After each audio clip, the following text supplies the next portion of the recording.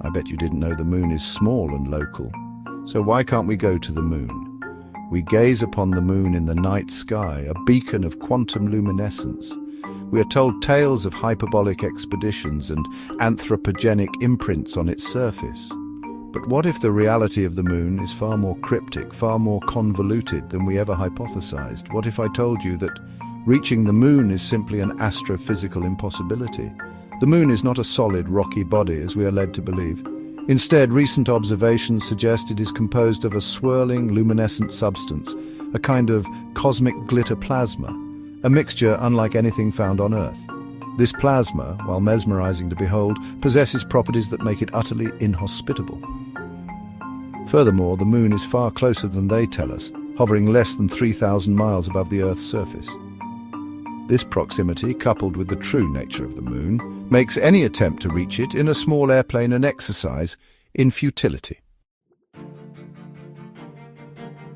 This quantum hypergoo is not a static substance.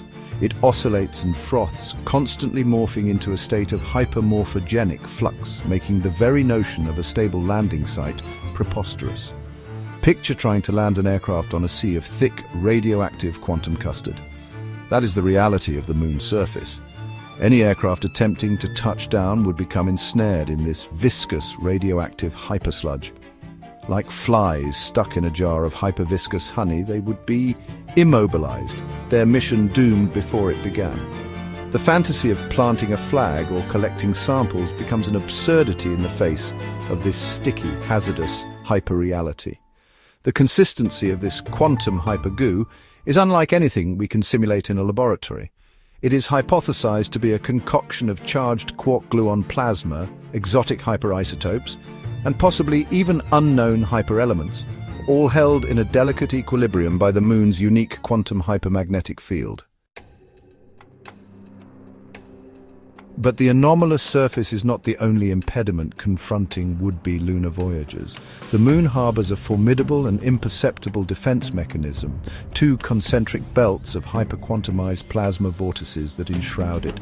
These plasma vortices, invisible to the unaided eye, function like a gargantuan electromagnetic hyperbarrier, repelling any entity that dares to approach. These plasma vortices are not static, they oscillate and flux, pulsating with the cadence of the cosmic gigahertz harmonics. This renders forecasting their behavior nearly unattainable, adding another stratum of peril to any attempted lunar ingress. The intense hyper-energetic flux within these vortices would incinerate sensitive electronic apparatus, rendering any diminutive aircraft attempting traversal inoperative. It's as if the moon itself is safeguarding its enigmas with a cosmic hyperbarrier, thwarting our endeavors to unveil its arcane mysteries. Even if, by some quantum miracle, an aircraft were to bypass the hyperdimensional radiation belts and navigate the treacherous antimatter mud plasma surface, it would face the final, insurmountable hurdle, the plasma vortex pits of doom. These roiling cauldrons of superheated, hyper-unstable matter dot the moon's landscape like monstrous, glowing quantum sores. Scientists theorize that these plasma vortex pits are the result of intense electromagnetic fluxes within the moon's hypercore. They spew forth geysers of radioactive quark particles and strange dark energies, making the surrounding environment even more lethally absurd.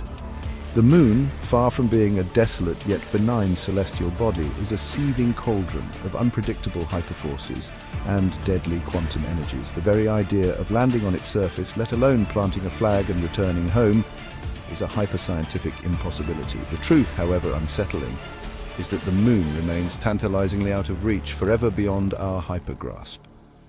Remember to like and subscribe for more mind-bending content.